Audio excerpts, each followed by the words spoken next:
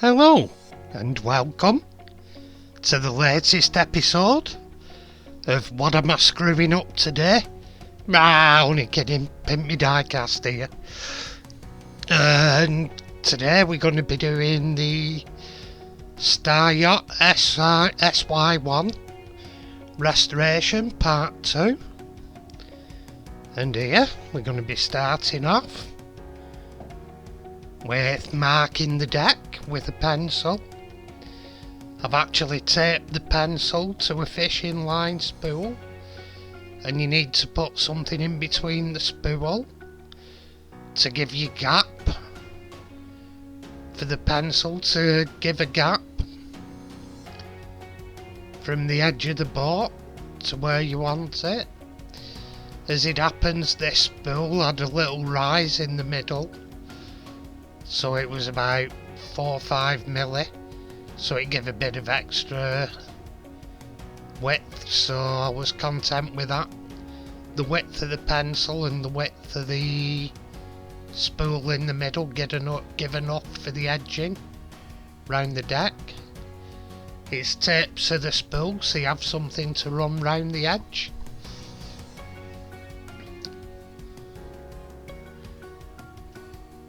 And here we are, just finishing off, going round.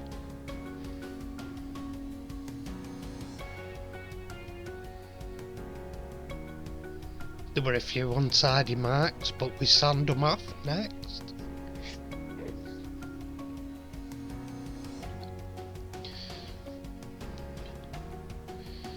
What to treat that, really, all things considered. They probably use the system pretty much the same. I'm measuring to the centre of the boat. The bows are pretty evident because that's give a centre already.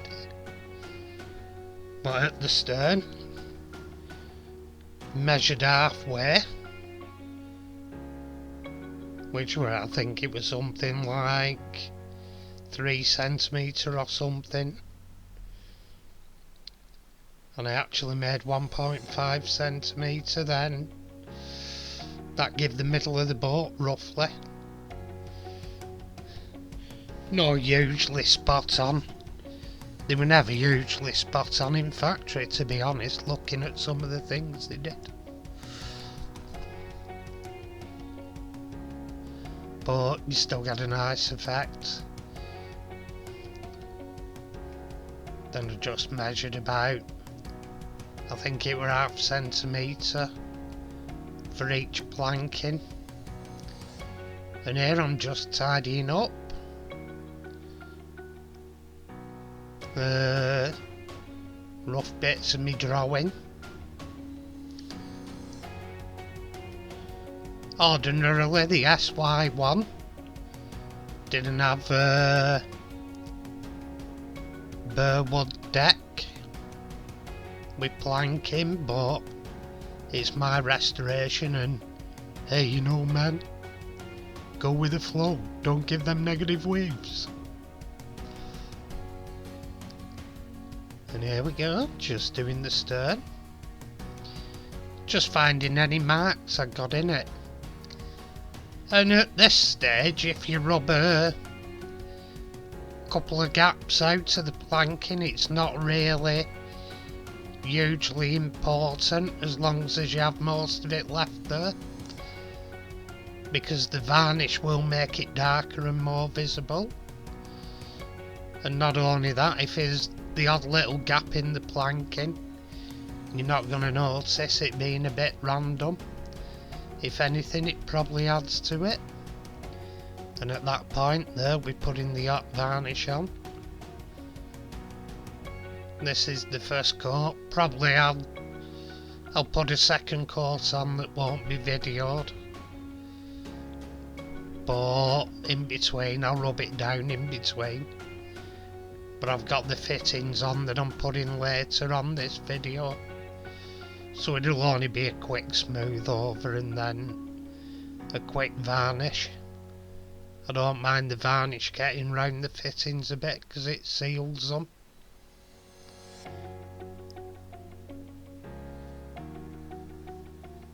I've actually sprayed, I made the mast fitting and I've sprayed that with clear car lacquer. So that's it. Well, I polished it first with silver water so it's shiny brass, and then I sealed it with car lacquer.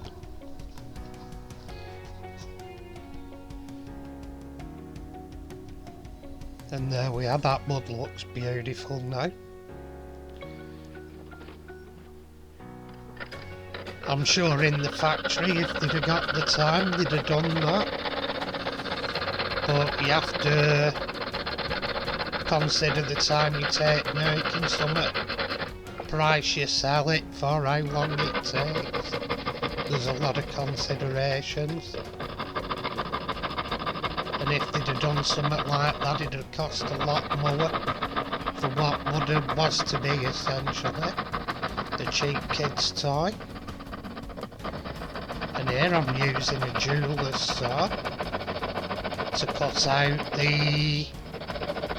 I used the old fitting banged out flat as a template and sprayed over it onto sheet brass, if you saw my last video.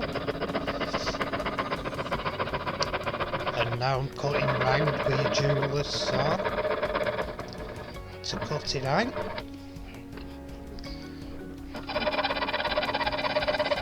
There we are on the other side.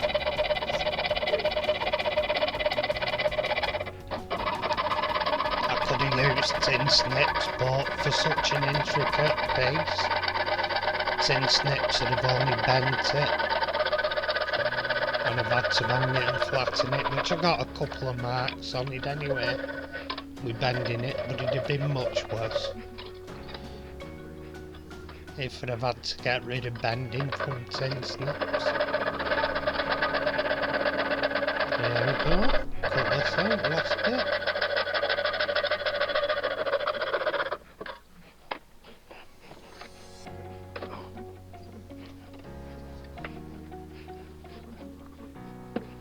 At that point I end up sewing out that corner. And there we are. After bending it to shape on the vise and polishing it and drilling the holes, we're now fitting it to the deck. Just setting the screws off with an hammer, or more correctly, plonking them into the wet varnish. As I say, the plan is to sand over it anyway. Good job really. It was like an alcoholic falling over a poodle.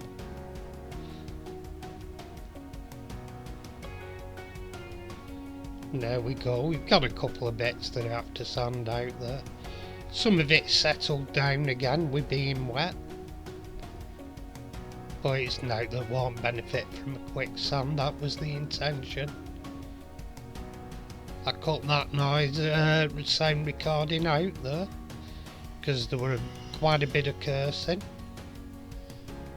That's why for most of my videos I actually record the commentary afterwards and dub it over, because you just don't want to hear a load of F's and C's and all that stuff.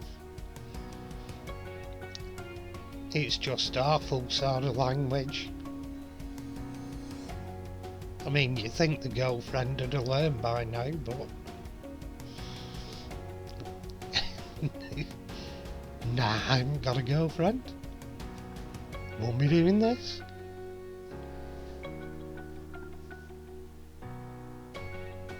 Anyway, here we go.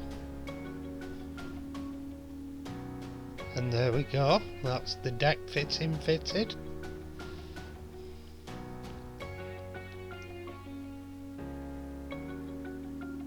And looking very nice in position there. And the reflection in the actual varnish.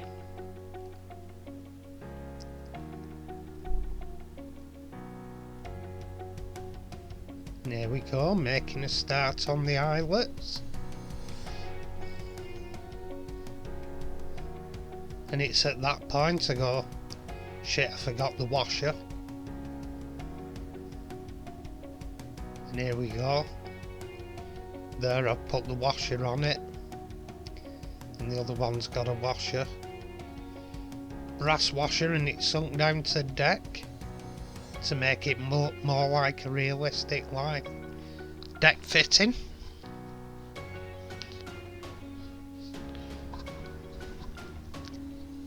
And there we go, and here we go. I'm putting one on the bows for the front sail to clip to. Once the mast is raised and it holds the mast up technically, well, the sail does. This would be so much easier without spazzy hands, you know. I must have flipped them out about 10 times each, because my hands just don't work good.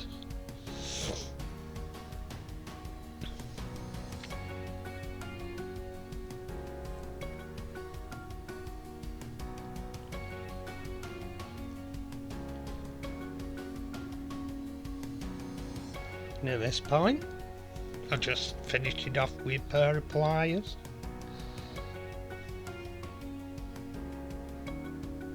There we go, and that's where I decide it's set. Anyway, here's where we ended up. The deck's all finished, and we're ready to paint the hull